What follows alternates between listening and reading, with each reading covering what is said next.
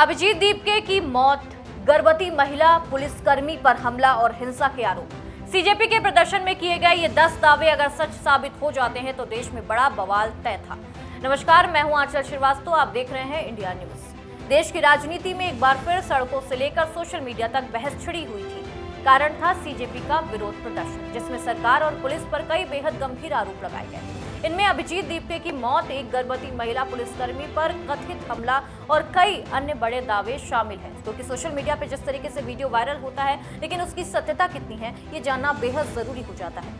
सवाल ये है कि इन दावों में आखिर कितना सच है, और अगर ये सभी आरोप सच साबित हो जाते तो इसका असर आखिर कितना बड़ा हो सकता था। आइए एक एक करके हम समझते हैं क्या दावे थे और कितना सच था। पहले दावे की बात करें तो प्रदर्शन में कहा गया कि कार्यकर्ता अभिजीत दीपके की मौत हो गई है। पुलिस कार्रवाई और प्रशासनिक लापरवाही का ये नतीजा है और इस मामले में निष्पक्ष जांच की मांग उठाई जा रही थी। हालांकि इस दावे की आधिकारिक पुष्टि अब तक नहीं हुई है और न ही ऐसी कोई वीडियो सामने आ रही है। ये सिर्फ एक अफवाह थी।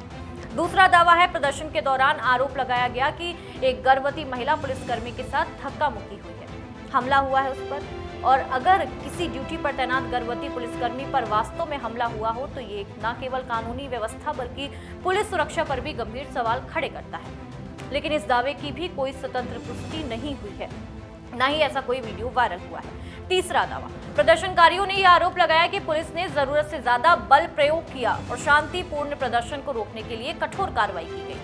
अब बात करते हैं चौथे दावे की। ये भी कहा गया है कि प्रदर्शनकारियों को बिना पर्याप्त कारण हिरासत में लिया गया और उनके संवैधानिक अधिकारों का उल्लंघन हुआ है। पांचवें दावे में कहा गया कि यह आरोप लगाया गया कि मीडिया के एक ही हिस्से ने पूरे घटनाक्रम को सही तरीके से नहीं दिखाया और केवल एक पक्ष की तस्वीर सामने रखी।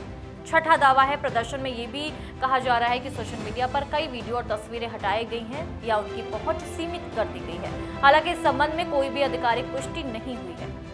सातवां दावा है, कुछ प्रदर्शनकारियों ने यह आरोप लगाया कि उनके साथ बदसलूकी की गई, उन्हें डराने धमकाने की कोशिश की गई। और आठवें दावे की बात करें तो दावा यह है कि प्रशासन ने प्रदर्शन की अनुमति और उसके प्रबंधन में पक्षपात रवैया अपनाया।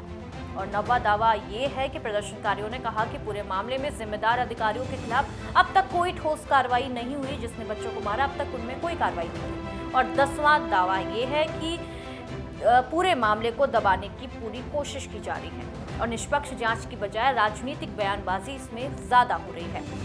अब सबसे बड़ा और अहम बात यह है, सवाल ये है कि इनमें से कई दावे बेहद गंभीर हैं। अगर इनमें से कोई भी आरोप आधिकारिक जांच में सही साबित होता है तो ये कानून व्यवस्था, पुलिस प्रशासन और राजनीतिक जवाबदेही तीनों पर बड़े सवाल खड़े करेगा। लेकिन फिलहाल ये भी उतना ही जरूरी है कि किसी भी निष्कर्ष पर पहुंचने से पहले जांच पूरी होने का इंतजार किया जाए। किसी भी viral video, social media post या राजनीतिक बयान को अंतिम सच मानना सही नहीं होगा। आपकी क्या राय है, हमें कॉमेंट में जरूर बताइए।